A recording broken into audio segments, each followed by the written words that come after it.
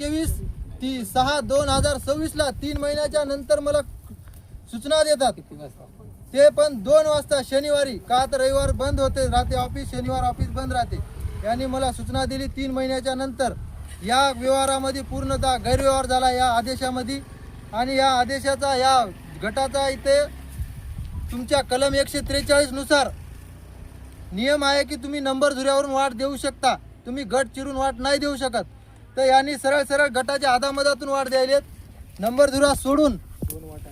या गटाला ऑलरेडी दुसरीकडून वाट असता वेळेस या गटामधून तुम्ही नंबर झुरा सोडून जर वाट देत असाल पैसे घेऊन, तर बावनकुळे साहेब तुम्ही जी योजना चालू केली आहे शेतकरी बळीराजा पांढर रस्ता, तर ती शेतकरी बळीराजा पांढर रस्ता योजना नसून ती फक्त आणि फक्त तहसीलदार, तलाठी, मंडळ अधिकारी यांच्यासाठी एनी टाइम मनी ही योजना चालू केलेली आहे या संबंधित अधिकाऱ्यांनी. या आदेशाचा मी आता SDO साहेबाकडे अपील करणार आहे, कलेक्टर साहेबाकडे आणि दिवाणी न्यायालयात.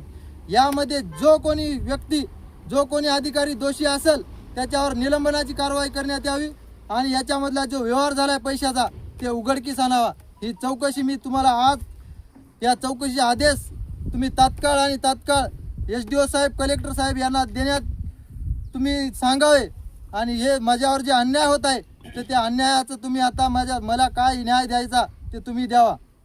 तलाठी साहेब, तुम्हाला कधी हे भेटलंय, तुम्ही मला कधी सांगितले? मॅडम तुमच्याकडे कधी आले? नाही मॅडम, तुम्ही चोरी केली का?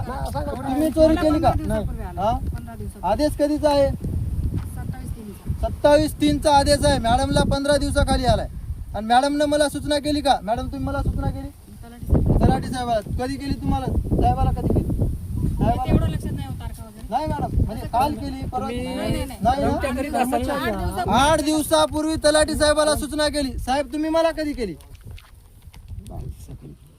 तुम्ही कधी केली? मला शनिवारी केली. शनिवारी. साहेबांनी मला शनिवारी सूचना केली.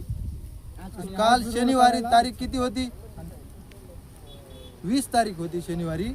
20/6/2026 आदेश काढून यांनी काढलाय 23 तारखेला मार्च महिन्यामध्ये. तर त्या 23 तारखेच्या नंतर ज्या आमच्या पेशा घेतल्या, ज्या आमच्या तारखा बोलवला आम्हाला, अर्जदार सुद्धा हजर, तिथं गैर अर्जदार सुद्धा हजर. जर तुम्ही आदेशच काढला असता तर तुम्ही पेशासाठी का बोलवलं? तुम्ही आम्हाला तिथं हजर राहण्याचे आदेश का दिले होते? हे तुम्हाला फक्त आणि फक्त टाइमपास करून हे व्यवहार करायचा होता, गैरव्यवहार करायचा होता म्हणून केले का?